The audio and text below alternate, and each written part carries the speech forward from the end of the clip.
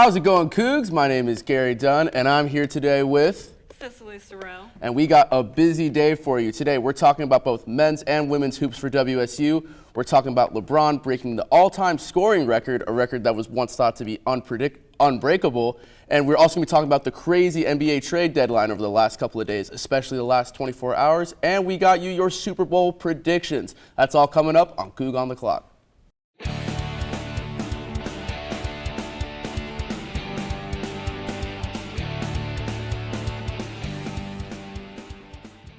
So, starting off with WSU hoops, the women's team has a bit of a road trip ahead of them. They are playing tomorrow in Colorado, playing against the Buffaloes. They're ranked number 25 in the nation.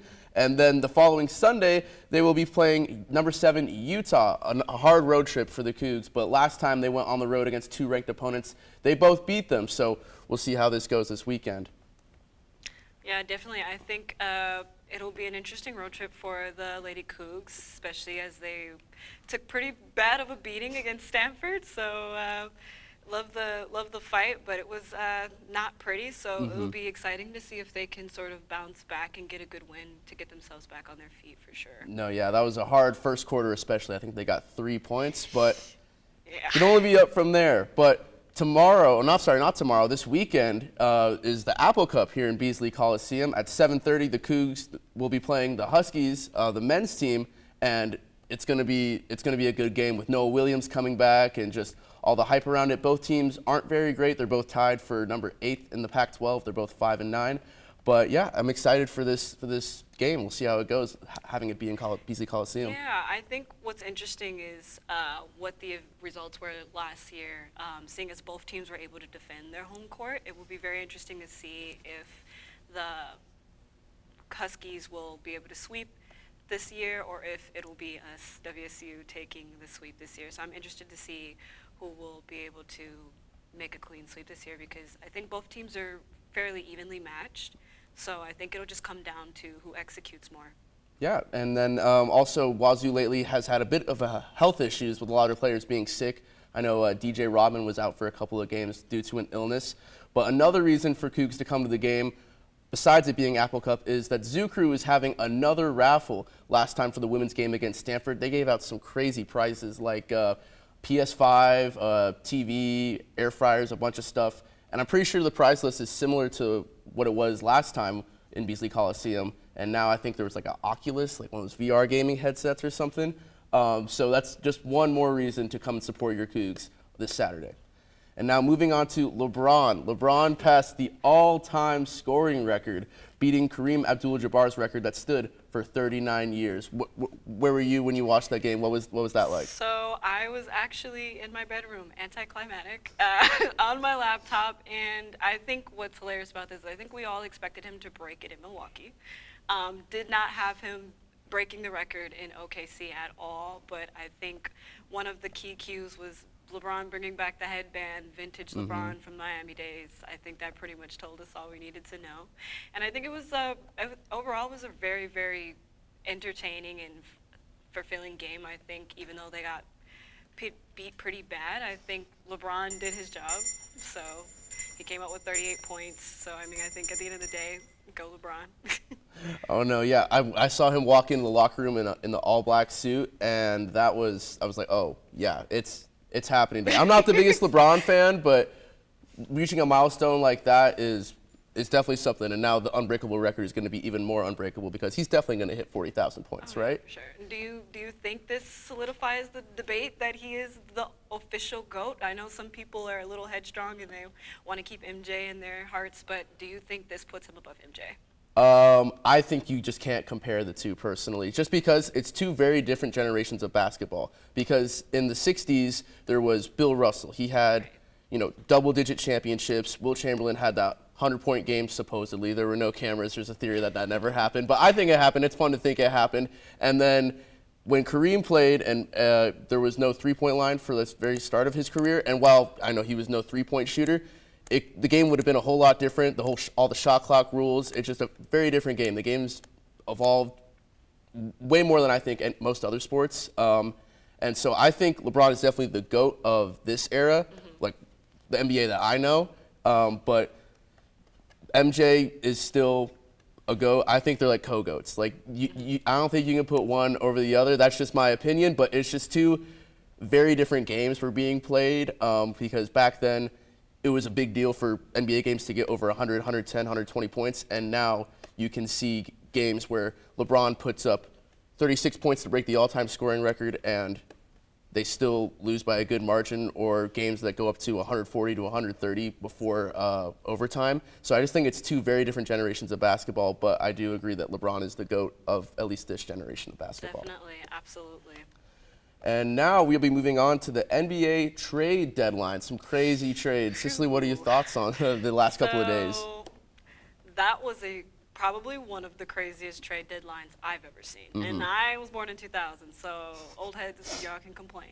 But that, for me, was one of the craziest deadlines in history. I mean, just from KD being sent to the Phoenix Suns at 1 o'clock a.m. Yeah, I was going to say, that was late. I was about to go to bed, and my phone, buzzed, and I got the notification, KD in all caps, being sent to Phoenix with Devin Booker. And I think the fact that Phoenix was able to keep Booker, Ayton, and Chris Paul, that, to me, is what's put the icing on the cake for the trade deadline, for sure. Do you think Chris Paul is cursed in that they're not going to win a ring? I know KD's there, but it's like that.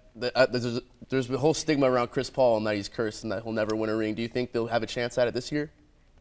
I think it's going to depend on the depth of Phoenix Suns. I think although they obviously grabbed an all-time great in Kevin Durant, I think they also got significantly smaller in depth. They lost Cam Johnson, who was a very consistent three-point shooter for them and also a great defender. They also lost their best defender, Mikal Bridges, who I think was sort of their back iron, sort of like what Draymond is for the Warriors. So it'll be interesting to see if they can sort of pull the weight offensively and sort of allow that to sort of put behind and not put so much pressure on the defense, but we'll definitely have to see.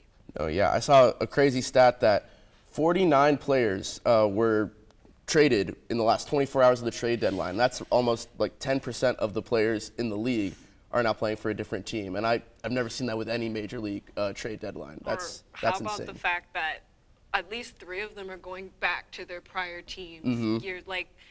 It's crazy. D'Angelo Russell, he's going to be back on the Lakers, which I find hilarious considering they traded him for the scandal with the cell phone recording his teammates. So I think that'll definitely be interesting to see how that plays out as well.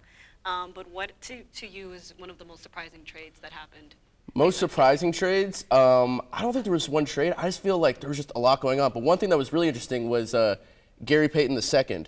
5 second-round picks to the Golden State Warriors. I mean, I don't know. The execs must know something I don't, but that just seems like a lot for someone that was on the team last year and just to get him back. I don't know what they're seeing in film or whatever, but I was a very surprising trade, and it happened right before the deadline too. So that was something I was not expecting. Yeah, you have to wonder what Portland was thinking as far as going to get Gary Payton and then immediately sending him back for little to nothing in value. So. Yeah, that was wild in my opinion, but. This weekend is a huge weekend for all NFL fans. We got the Super Bowl coming up. Cicely, what are your predictions for it? Who do you got? So this is tough. I like both quarterbacks. I love Jalen Hurts. I'm sort of on the track of the underdog story. I feel like Jalen Hurts has been criticized for 2 seasons in Philadelphia, and I'm a big fan of him, and I want to see him succeed. But then I also love Patrick Mahomes. How can you not like the guy? Understanding his family or his brother, not a lot of people in the media seem to like that, but I'm a big Patrick Mahomes fan. You can't go wrong with any pick, but I think I have the Chiefs blowing the Eagles out. I have them blowing them out. I just don't see how the Eagles can keep up with the Chiefs offensively, and Patrick Mahomes has had time now to rest his ankle. He looked pretty fine to me against the Bengals. I don't know. There's a rumor going around in the Chiefs locker room that illness is spreading before the Super Bowl. So hopefully that doesn't happen, but that's the word around the street. And also, what was it? You know how people say the NFL is scripted or whatever? The NFL script for the Super Bowl was leaked and had the Phillies winning 37-34. And I guarantee you Roger Goodell is like, please, no, do not let that happen if they win by 3 points. So the supposed leaked script has the game being a shootout and a very exciting one, and that's what I'm hoping for regardless of who wins. But it would be really cool to see all the videos that come out of Philadelphia after a Super Bowl win. That'll just be good entertainment on the internet for an easy couple of days. And I'm worried that I'm shifting it towards future Super Bowls, but I'm worried that if I watch a Super Bowl, Tom Brady is going to be commentating, and because he signed a big deal with Fox, and Fox is hosting the Super Bowl this year, and he's taking a year off, so he's not going to be commentating next season, but for the 2024 season, I don't know. It's just going to be weird hearing Tom Brady and Tony Romo in the booth. I know Tony Romo's a completely different. He works for CBS, but it's crazy how a lot of quarterbacks are signed in, former players like RG3, Richard Sherman, and Franz Fitzpatrick are all signing these crazy deals. But regardless, getting back to the Super Bowl, I'm super excited, and I just hope it's a good game. I hope it's not a blowout like you say it's going to be, just so it keeps me involved. And I'm also looking forward to the halftime show. Oh, definitely. The halftime show. Rihanna hasn't made music in forever, so I'm just like I understand why people want to watch just Rihanna, but watch the whole Super Bowl. Watch the whole Super Bowl. But Rihanna is the added cherry on top for sure. I think definitely, regardless of the outcome, fans will be happy to see Riri back on stage. Exactly. And so that's all for our Super Bowl segment. I don't really have a pick, but Sicily thinks that the Chiefs will blow out the Eagles. But for now, we're going to talk about some famous birthdays. Yesterday, our own Klay Thompson had his birthday last Thursday. How old did he turn? I think he's 33. Yeah, right? 33, yeah. He's really old, but hopefully the Splash Brothers still got a couple of years left in him.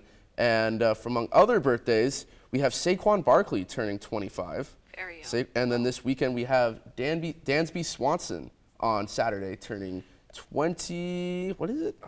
I just had it pulled up. He is turning 28. I thought he was a lot younger, Dansby Swanson, for the Atlanta. But and a lot of other birthdays too. Today, of course, Michael B. Jordan and Tom Hiddleston.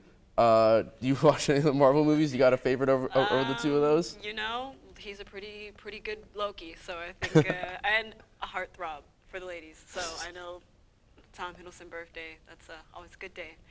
My personal favorite, Michael B. Jordan. Happy birthday. Happy birthday, Michael B. Jordan, Tom Hiddleston, and everyone else we mentioned.